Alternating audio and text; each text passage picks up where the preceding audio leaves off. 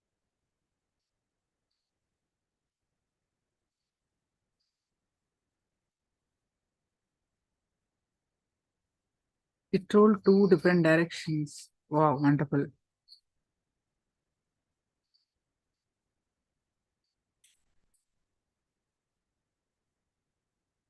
Wonderful manifestation.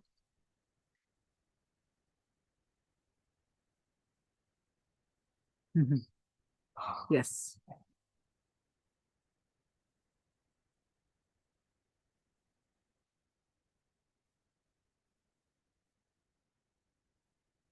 Now we'll enter into the Jnana session,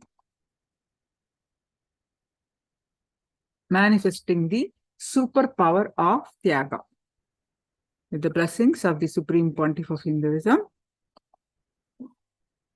Tyaga is the translation, not exact translation, but similar to the word Tyaga. The Sanskrit word Tyaga is sacrifice. Tyaga liberates you from delusion. Tyaga liberates you from most powerful, logically convincing, justifying delusions. There are some delusions about which you are so convinced logically, and its delusion has justified its existence to you in such convincing way, you even forgot it's a delusion you assumed. 99% of your delusions are not real pain or suffering. It is your delusion which is the problem. If you renounce your suffocation and suffering and build Tyaga, you will have greater vision and better career. Tyaga will make your delusions, suffocations, suffering irrelevant. Tyaga is asserting the higher reality, the ultimate truth, and ferociously asserting the ultimate truth and dropping all other identities and interferences of these identities and inferences of those identities. For example, you have been convinced very logically, systematically by society that you are only body. I am not saying you are not the body. I am not against the idea of you are only body. I am 100% supportive of you taking care of your body. I am only requesting you to realize your conscious principle, Atma Tattva. There is beyond logic of mind. Mind is actually multiple interferences.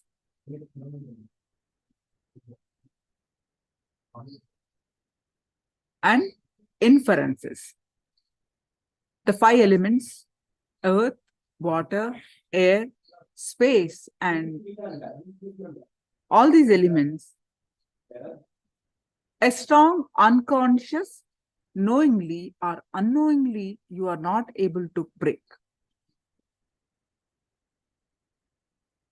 Fluid mood swings.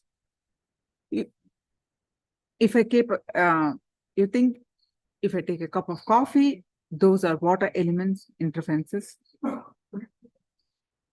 In the conscious element, intense emotional burst, emotions burst, the decisions you take, even if you will not stand by it. That is fire element, interferences in your Atma Tattva.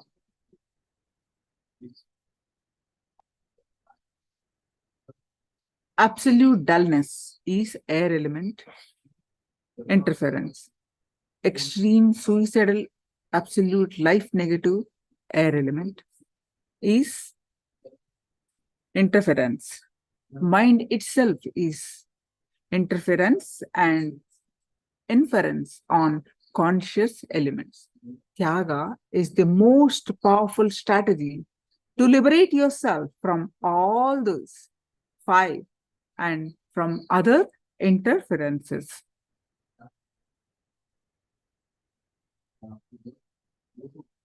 Tyaga is like a bulldozing all your delusion, putting the forest fire for all your delusion, nuclear explosion on all your delusion. Tyaga removes all the negativity from not only your mind, it removes negativity even from your intestines. The parasites, microbes from your intestine gets cleaned when you start smiling at people, loving people, giving security to people, making people feel secure about you, with you, around you. Tyaga is a cognition for all superpowers. Tyaga is the superpower which makes you manifest Paramashiva. Tyaga is not renunciation. It is the ultimate resource. Tyaga is the ultimate power. With Tyaga, you will see every attack on you and you will see every opportunity to convert it for yourself. Every poison thrown at you, you will convert as medicine for yourself.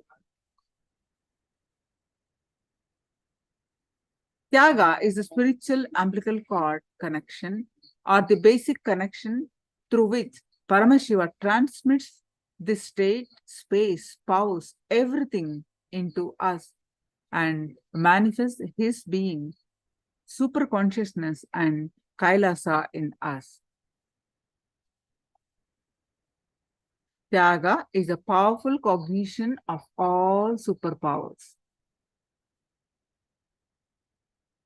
Tyaga is a nuclear, strong force of consciousness.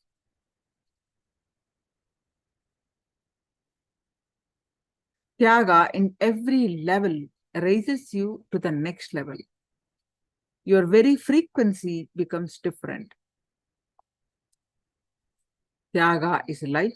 Tyaga is super consciousness. Learn Tyaga, you will become a different metal together. Science of Tyaga is to manifest being of Paramashiva, billion times more than any power manifestation. Pure beings are ready, evolving for manifesting being of Paramashiva. When there is depression, your loneliness demands to connect with people to do something. Step 1, deny it. Step 2, bring powerful cognitions. Step 3, do meditative puja.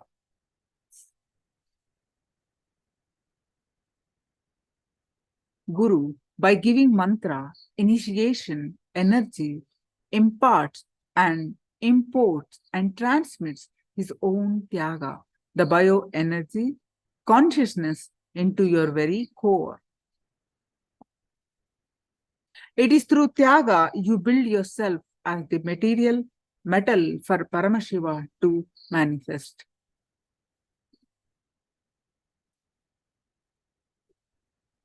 Your goal itself will change when the quality of your achievements will change. Your strategies will change. Your very quality of your existence will change.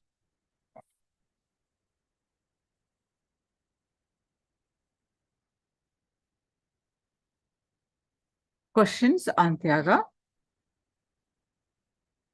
Swamiji, is Tyaga result of integrity to one's own goal?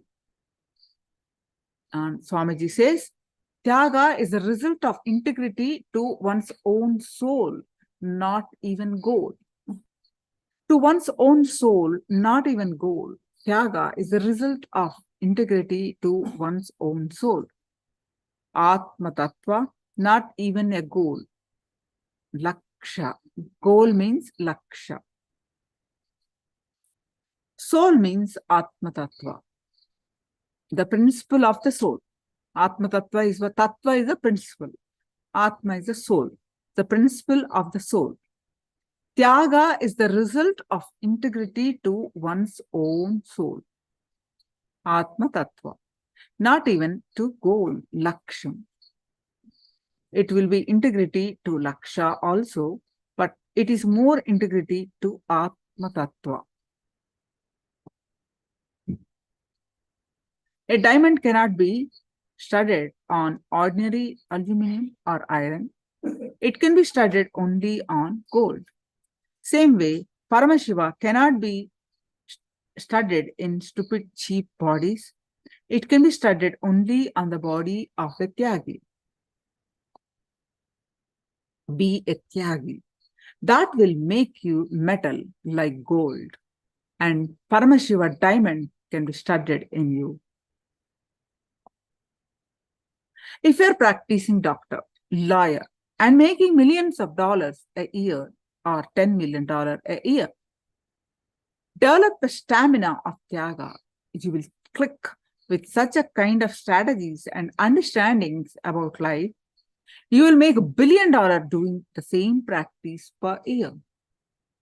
Even for money, even for power, position, even though all that is not ultimate, when you bring Tyaga into your cognition and thinking, you will realize how mediocre mind is subdued, controlled, brainwashed through glittery goals.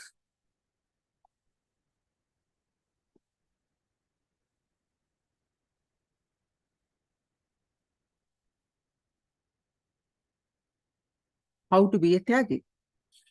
From Patanjali Yoga Sutra, even when arriving at the right discriminating knowledge of the essence, he who gives up the fruits, and to him the samadhi called the cloud of virtue.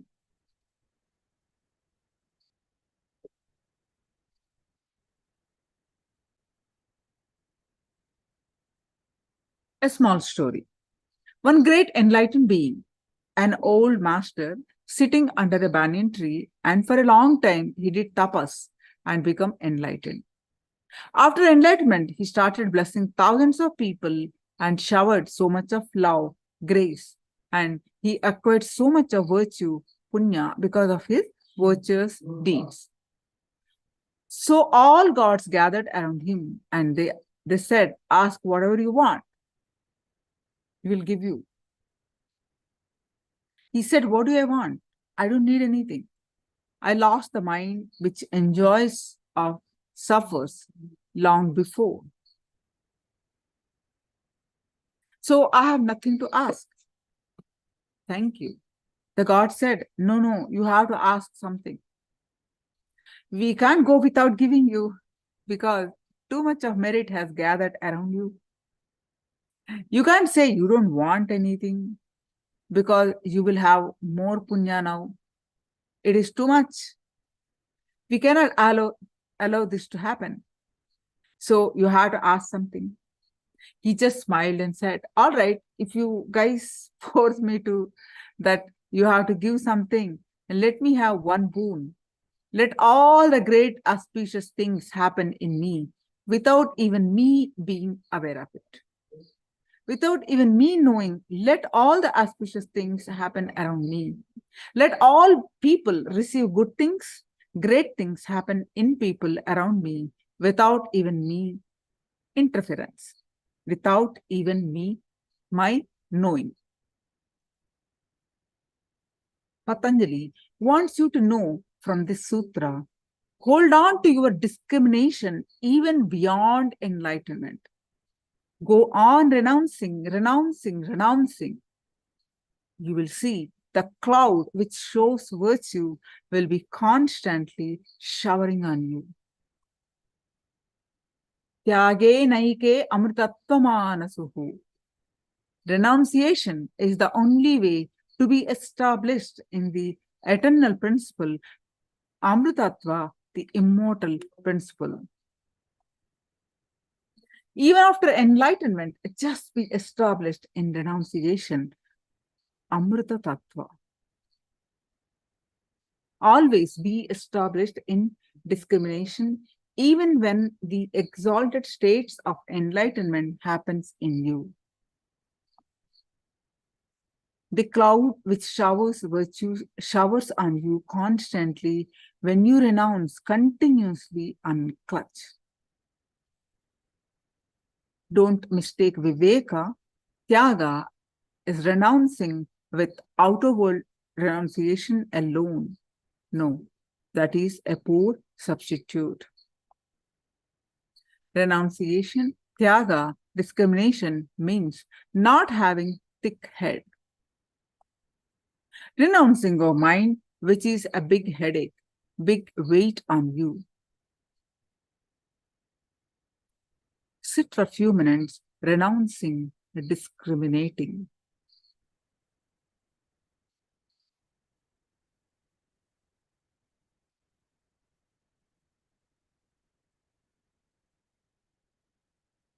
One whose inner space is fixed in Tyaga, renunciation, who is devoid of anger and pride, who has abandoned the feeling of all kinds of duality or Dvaita Bhava, to him, Diksha or initiation is ordained.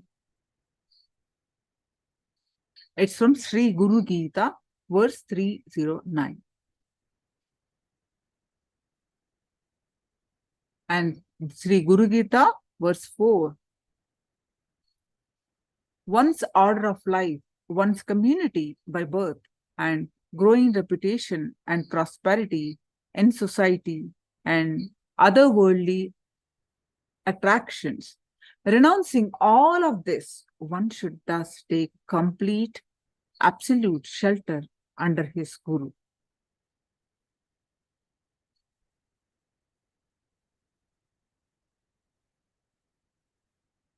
Tyaga is using conscious decision-making power to give great breakthroughs to your DNA's natural selection process and make your DNA take a quantum jump to the next level. Say you decide to sacrifice taste, eat only for keeping the body alive and energetic. Your very DNA learns to live with the natural renewable energies like air, sun rays. It starts producing starch and energy, converting the sugar to energy directly from space. It starts producing starch and energy, converting sugar to energy directly from the space, digesting, converting sugar into energy. That whole process, that mechanism, that DNA is same in the tree and you. With the taste is sacrificed. When the taste is sacrificed, your body, your DNA starts developing subtle capabilities to live not only with minimum food, but also with renewable energy.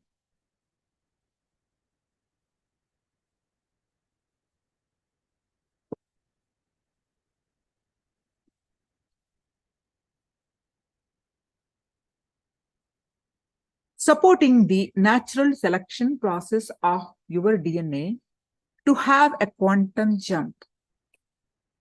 Tyaga, conscious decision, helps like anything.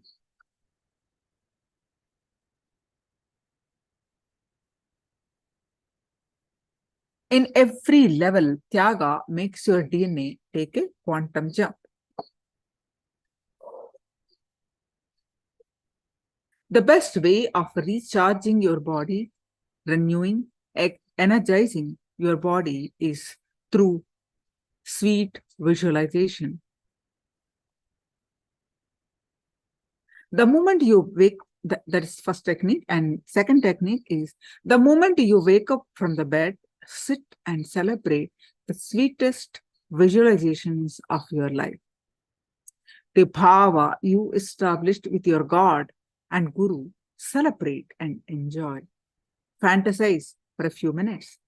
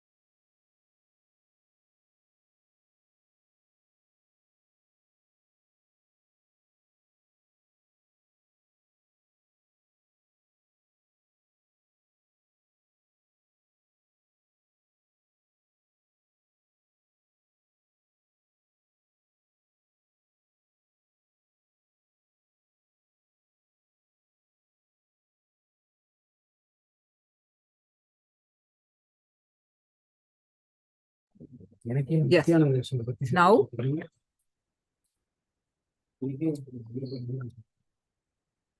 bhava is the most powerful, best way of rejuvenating your body. That is the best source of energy to make yourself energetic.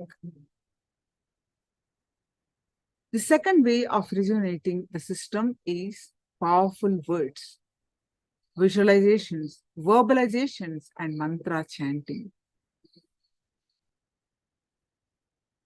Third way of rejuvenating the system is pranayama, the restrained, controlled, trained breathing.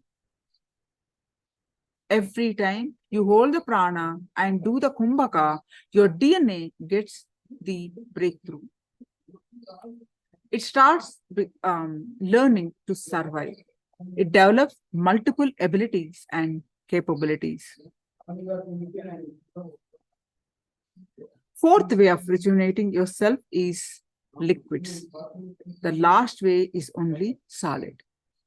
Never non-vegetarian or diet chemical products.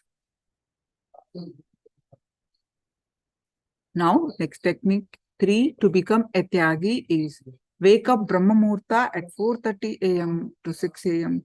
Eat sun's energy and give up your sleep.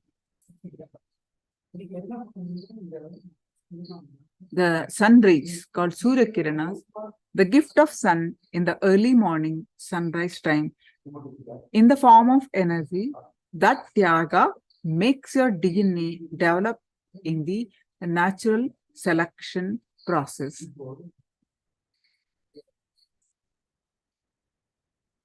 The best body, the best mind, you manifest tyaga. You will be alive and aware even when you go into dream, deep sleep, and even when you leave the body. Modern day science says whenever they put people in fasting, controlled fasting, supported fasting, they are living a long time. All Hindu religions, fasting is supported fasting, controlled fasting, not denial of food, but supporting your DNA to rejuvenate yourself. When the DNA learns and does the natural selection process and takes a quantum jump and starts rejuvenating, recharging itself from the space, air, water, and fire elements, it starts not only living healthy life, it lives for a long time because these are renewable energies, continuously available.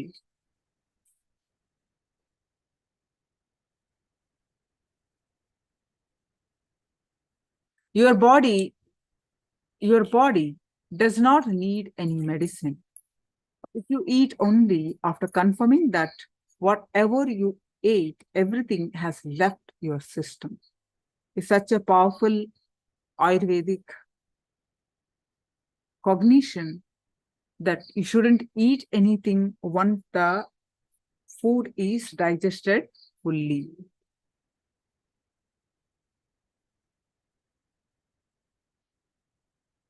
One meal, if you take, it takes 3 days for it to completely leave your system. So one meal in 3 days is the best way to live. Practicing tyaga is equivalent to living in the physical presence of Guru. If somebody practices tyaga in every dimension, you are already living in my physical presence. You are having the quantum jump in the natural selection process of your DNA. Tyaga was lifestyle of the elite Hindu tradition. The elite cream of the society, Brahmanas, lived as tyagis. They don't own property, they live in very minimal things, everyday begging, madhukarani bhiksha, begging and eating. Like how the bee goes every flower and collects honey, like that going to every home and collecting food is called madhukari bhiksha. Meaning the idea of taste is not only denied but forgotten. Now, technique 4. Collect everything. Food from begging. Come and mix, cook and share with all the people who are living with you and the animals who are living with you and eat. Offer it to Lord Paramashiva and make that as prasadam and eat. In every level, Tyaga makes your DNA's natural selection process take a quantum jump and raises you to the level of manifesting state, space, powers, and being, and consciousness of Paramashiva.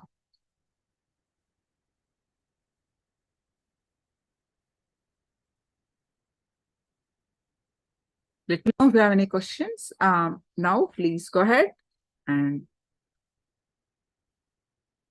let's do one more round of power manifestation. Please post your powerful cognitions from Living Enlightenment book.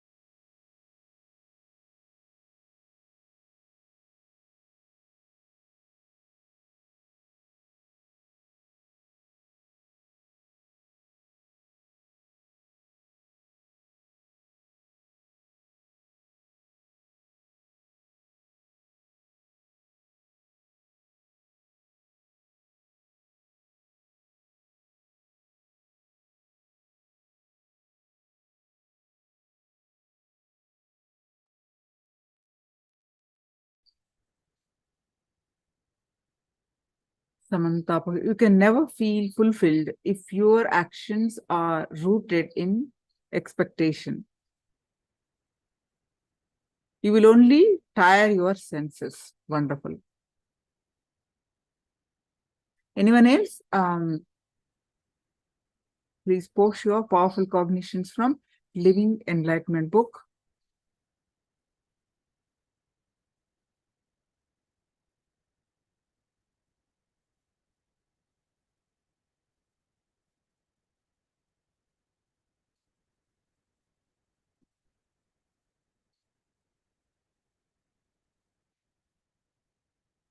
Guru Prasadini.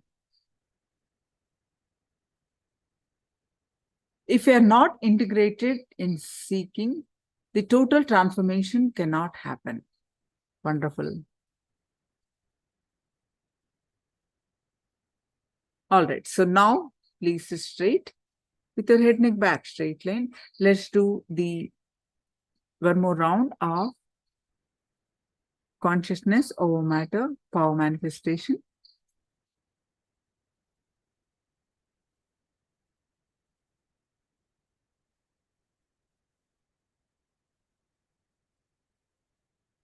Please bring in your objects, preferably coconut. And if you do not have the coconut, you can get a round fruit. Now sit.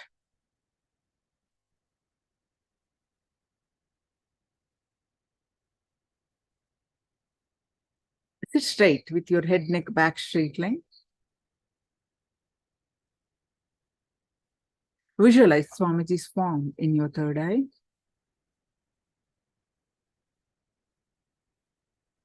And start chanting the Mahavakya.